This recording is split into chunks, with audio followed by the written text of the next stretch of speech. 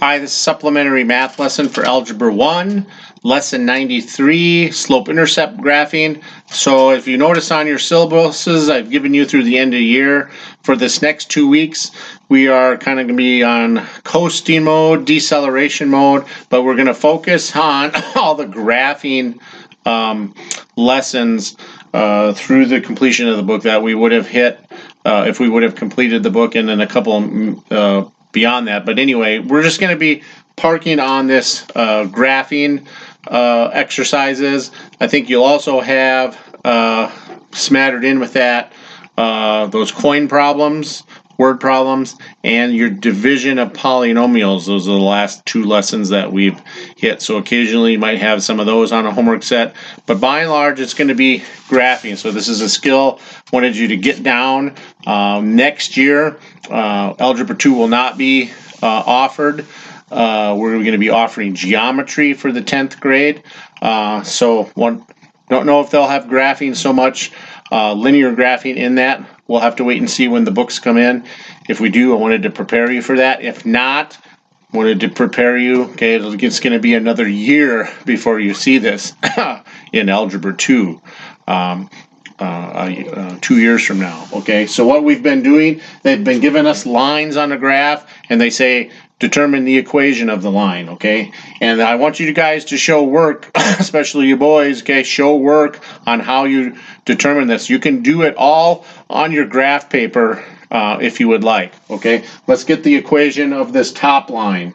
Okay, it's well, let's do the bottom line. I have a point here that I identified that it went through.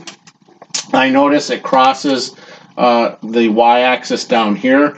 Let's determine the slope first. So this is what you can do. You can set up your triangle right on the graph, okay, to determine the slope. Okay, if it's something they give you in the book, go ahead and draw the line. Okay, so my equation is going to be the general form of the line, okay, where m is the slope. Okay, and so what is that slope? I formed a triangle. Okay, I'm going to read from left to right. From my point here, it goes down 1, 2, 3, 4 units, and it goes over 1, 2, 3, 4, 5 units. Okay, so what is my slope? My slope is the rise over the run. It goes down -4 units. It goes to the right, +5 units. Always be positive running to the right. That is my slope. Well, B stands for my y-intercept. Where does it intercept the y-axis? Right there at -2. Okay, so what I can do, I'm just going to replace those values. Okay, here. Replace B with a -2 and replace M with that slope. Now I have the negative sign assigned to the numerator. We normally put that negative sign out front, okay, and express the slope as, so it'd be -4/5 x -2 is the equation of that line. Let's find the equation of this top line. Again, it's going to follow the general form of the equation. Y equals mx plus b. Okay, what is my slope? Let's form my triangle here. My triangle here goes down 2 and it goes over 5. Okay, what is my slope? My slope is it drops 2 units and runs 5 units. 2/5 -2/5 x. Okay, I'm doing this top line. It drops 2, it goes over 5 because it's crossing at the origin here. Then, what is my y-intercept? It's at 0 plus 0. Okay, don't normally, if it's 0 is part of the term, we don't normally express that in equation. It's 0. Okay, so in this case, the equation of that line there is -2/5 x. We don't have a y-intercept term because it's 0. So that's an important clue to remember. if we don't have that plus or minus value in the equation of the line, that's telling us our line is going through the origin because the y-intercept is 0. And let's do our check on the slope. What we have here in both cases, we have a negative slope, and in both cases, that negative slope is less than 1. Okay, what does the negative slope tells us? That tells us as we look at our graph using the right-hand rule, okay, my right hand would be pointing downward. Then that's the way these lines run, downward. Okay, and the value of the slope, they're both less than 1. Okay, that indicates a rather shallow or gentle slope. And do our lines have a shallow slope? Yeah, they are. They're not very steep. Okay, this one is starting to approach steep because its value is approaching 1. Okay, we say if it's got that slope of 1, it's kind of in the middle. And if it's greater than 1, has a very steep slope. Okay, so that's some double checks you can do. Did I actually come up with the right numbers? Does my sign on the slope jive? Does my value for the slope jive?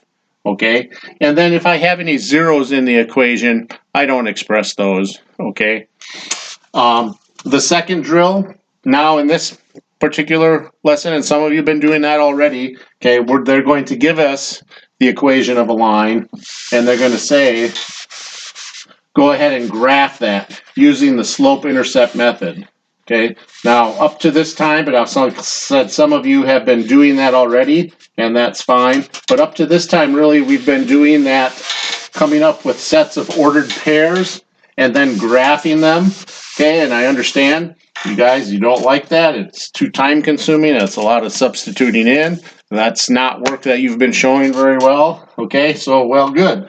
We're done with that method. Okay, so we can use our slope-intercept method to actually graph the lines.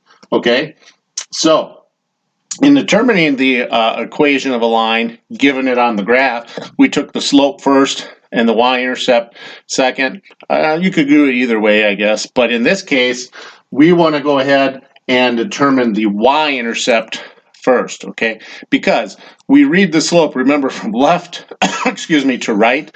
We need a point to start with to start graphing our slope, okay? That point is going to be the y-intercept. So in this case, y equals 3x plus b, and these are all in the same general form of the equation, mx plus b.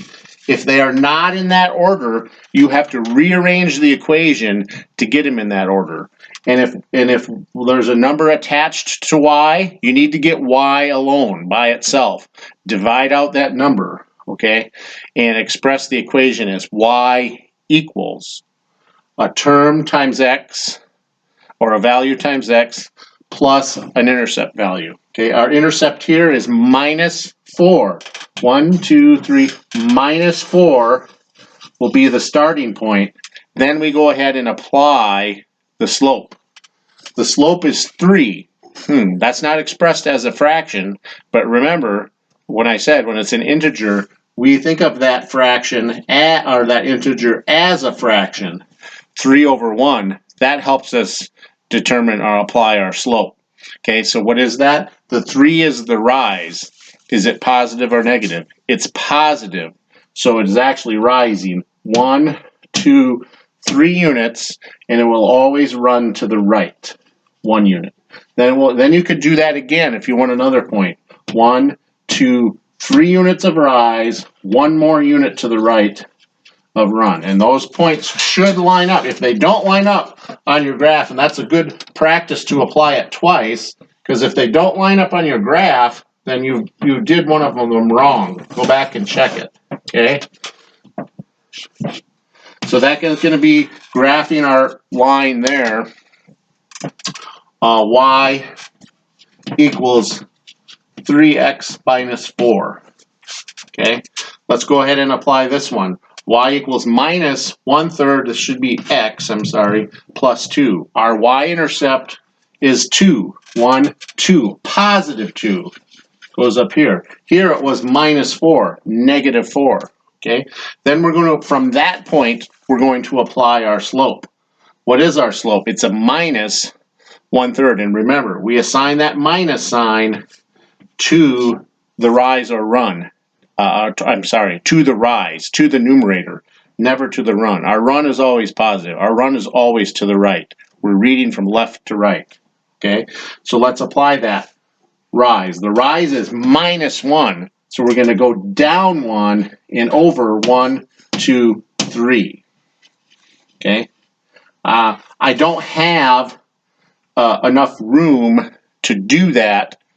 I ran out of graph on this side. But what we can do, if I dropped 1 and went over 3, I can go ahead and apply the opposite over on this side. I can go up 1 and over 1, 2, 3. To give me that second point. Because what does that do? That if I'm establishing this point to the extreme left, and then I would apply my slope down 1 and over 1, 2, 3. So if I want to read backwards on a line, going from this point from right to left, I apply the opposite of the slope. I had a minus 1 rise.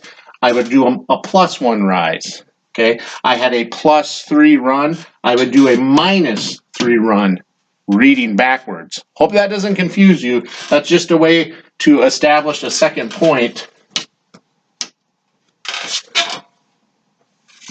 It's helpful if you don't have enough room on your graph, always proceeding to the right. So if that's helpful to you, grab onto it and utilize that. If not, just use the 2 points and draw your lines. Okay, so that is our equation: y equals minus 1/3 x plus 2. And let's do our last one here. Okay, y equals x. Okay, we don't have a y intercept there, and remember, when we don't, that's saying the same as it's at 0. Remember in the previous example, I said if we don't have a y-intercept in our equation, that means the y-intercept is at the origin. Okay, and then apply our slope. Well, we don't have a number in front of x. We just have x. Remember, okay, it's the same deal as with the integer here.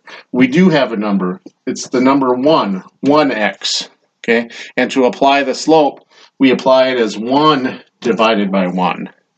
Okay, so from our origin, we apply that slope up 1 to the right 1, up 1 to the right 1, up 1 to the right 1. I did it 3 times there. Okay, and then I go ahead and I draw in my line. Okay, if you are drawing multiple lines on one graph, okay, either put the problem number next to the line here, okay, maybe that's problem number 7, so I know which one it is, or put the equation of the line, y equals x. I put the equation of the lines on these other two, okay, that will help me know which way I do. So you can do these little notes here with your equation, so I know you're applying the slope correctly if you want. Okay, so let's double check. Okay, I have a positive slope on this one. So the line should be going from left to right. It should be going up to the right, and it is going up to the right. The number is 3, much bigger than 1. Okay, it should be a pretty steep line, and we notice, yeah, it is. It's a fairly steep line going. Okay, our second equation has a negative slope. With our right-hand rule, as I look at the origin, the line should be going down and to the right. Is it? Yeah, it is going down to the right. It's a fraction. It's less than 0. The slope should be shallow. Is it shallow? Yeah, fairly shallow. Okay, certainly not steep like this one. Okay, and this one has a positive slope. Again, it should be going up and to the right, and it does. And it has a slope of 1. So it should have right in between. Okay, it should have a kind of a steep slope, not the steepest of slope. And in fact, it's right here, 45-degree angle it forms on our graphing surface. Okay, we call that, I guess, in between a medium slope, a moderate slope. We don't call it steep or shallow. It's 1. Okay, so that's a double check to make sure that we graphed it right, just by the sign of the slope and the value of this, the value of the slope. So I hope that helps. Again, get this down. We're going to be these are the basics you need to have down, because we're going to get into a little bit more with this in the next several lessons. You need to have these basics down. Okay, so shoot an email or a text message with any questions. So long for now.